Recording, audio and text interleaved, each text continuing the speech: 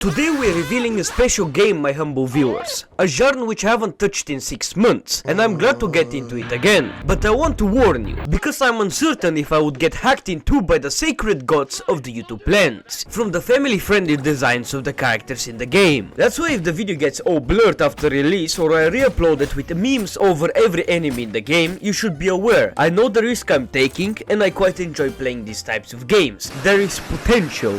Hello and welcome people to Scarlet Maiden, a 2D platformer roguelike action game with features. Now listen, the stuff don't make the game bad. The gameplay is good, plus the story may be short but well made, and the characters are gorgeously looking. Even though it took me around 15 hours to complete the story of the game in normal and hard difficulty, I still played it a bit more to try out everything else, to 100% the game and unlock all of the gallery animations so I can beat my way through them. You're playing as a curvy, red-haired girl called Scarlet, who is the last remaining maiden of the Sacred Flame, and you're tasked to defeat an ancient evil which was defeated 1,000 years ago by your kin but has awakened once again. And let me be real with you, holy mama, she's so hot. Unfortunately for you, I can't show her for obvious reasons, and if you want to have a peek, you have to buy the game. And one more thing.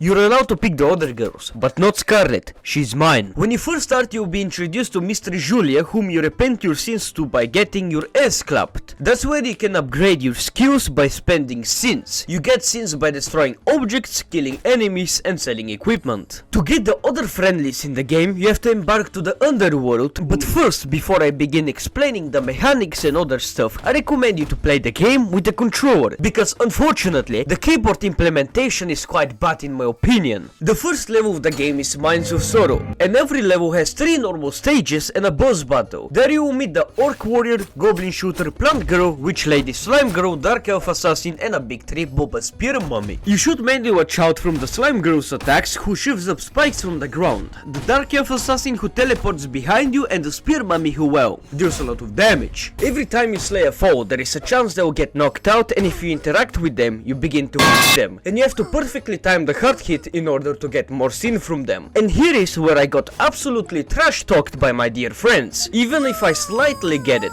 the reaction will be a slight sneer and continuous mocking. Speaking of mocking, when you hold your jump button you jump higher, so I warn you because it took me several minutes to jump to a high platform and I had to endure more and more mockery of my dear friends, and I received the nickname the Fumbler, truly demoralized. A good thing about combat is whenever you hit the enemy, it can't fight back, unless it's the big mummies. They don't get affected, but don't worry, for the gracious developer has given us the greatest of weapons, the hammer combined with stunning. Officially I've declared that the hammer is the most OP weapon in the game. It hits hard and sends waves which deal the same damage as a hit, which I use to my advantage. You can easily cheese fights like that by jumping and sending waves on a platform you're not on. Works well on melee mobs which die even before they can get to you. And if you have stun on the hammer, you basically become unstoppable. Every enemy can get stunned besides bosses, and it's just way better than any other ability. I guess I have to introduce you to the other inferior weapons. We have the sword, which is faster than the hammer, and the spear. The spear has more range, but gets overshadowed by the hammer, and the dagger, which is the fastest swinging weapon. Weapons have different kinds of abilities and boosts, like freezing, fire and stunning. Besides them, you can get additional health, critical strike damage, and chance and more. You as well have trinkets, a ring and an amulet. They only give you more health, damage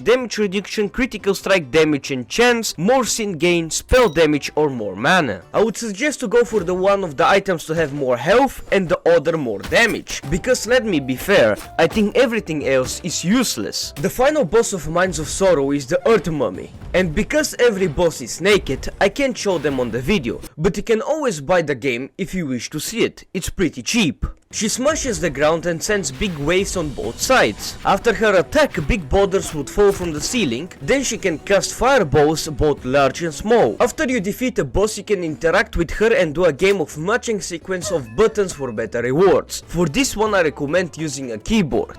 What I would suggest is every time she does her smashes, when you jump above them, use your spells. That was a reason for me to tell you about the spells. In my humble opinion, I don't really think spells are that necessary. I rarely use them, and if I do, I use the arcane submission, which makes the enemies submissive and breathable. Otherwise, you have arcane explosion, which sends projectiles all around you, arcane orb, which casts a magical projectile, arcane hammer, which sends a hammer projectile, arcane boomerang, which sends a boomerang around you, arcane guardian, which creates an orb that shoots projectiles to nearby enemies, and arcane bomb, which sends a bomb that deals tremendous damage. These are all arcane spells. The fire spells are wildfire, which sets the ground on fire, fire shoot, which casts fire orbs around you, fist of fire, which sends a huge ass fist at a certain direction, ring of fire, which sends a fire projectile which fades after some time, and fire arrow, which sends an arrow that sets enemies on fire. Frost spells are Ice Shard, which sends a shard that can freeze enemies, Chain of Ice, which conjures a chain of exploding projectiles, Ice Barriers, which work the same as Fire Shield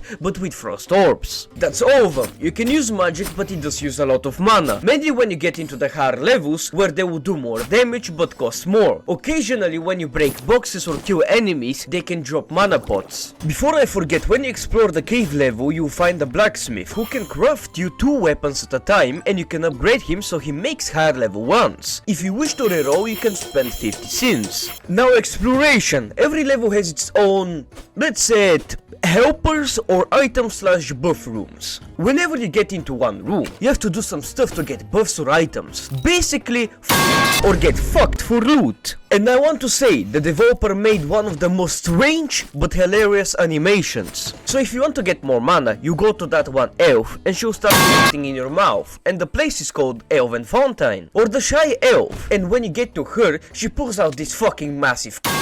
If you want to get health, you have to find a big booba nurse, or a goddess eating grapes, and consume their milk, or the goblin king and lick his salami. Or maybe you want to go somewhere else for mana, besides the Elven Fountain, like Count Cocula, or maybe the Stoned Wizard, or the friendly witch with a bigger dick than my own. You want more spell damage? Don't worry, the mysterious genie got your back. You want better gear? Besides the Shy Elf, we have the handsome adventurer, the lusty giant who hides a special item deep into her vagig. The creepy bush can help you out as well, or you can help the 2 frozen people and they will humbly award you, or maybe that one suspicious grave with the cock sticking out from the ground. Perhaps maybe you want a good cleaner from the goblin or the mimic. If you want to refuel your health pot, you can use the medicine man, or if you need to replenish your mana, you can use Marvin's mana pump.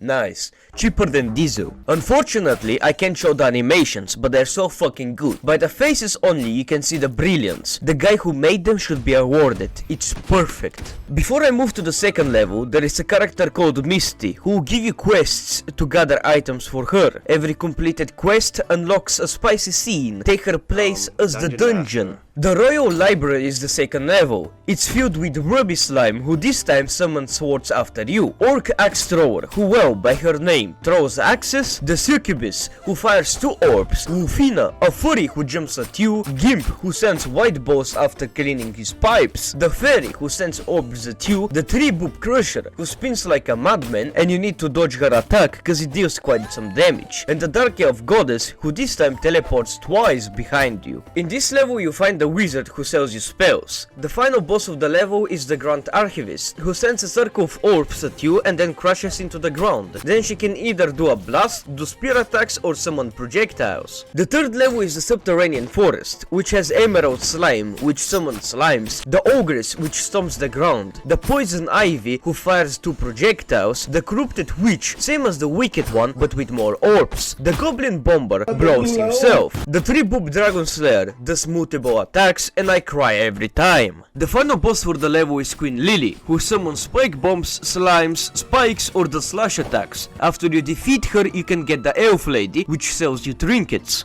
The next one is Frozen Patch, which introduces us to Mama Slime, who summons multiple spikes, Shield Maiden, who you can hit from behind, Snake Girl, and Dark Succubus. The last boss is the Cold-Hearted who by her holy milk makes high walls, summons ice shards, and with her Vagaga juice sends ice spikes. After you defeat her, you can get the Wizard Girl, who will make your expeditions shorter. By that I mean you can start later in the game. The final level of the game is the Twisted Sanctum, where you will find the Orcish Grimp, who sends toxic at your position. Foxy, same as Wolfina, but with 2 jumps. Orc X-Thrower, but pink. Snake Huntress, who throws boomerangs. Impagaru, same as the fairy, but 4 bows. Golden Slime, most annoying enemy in the game. She summons a bow which shoots orbs all around.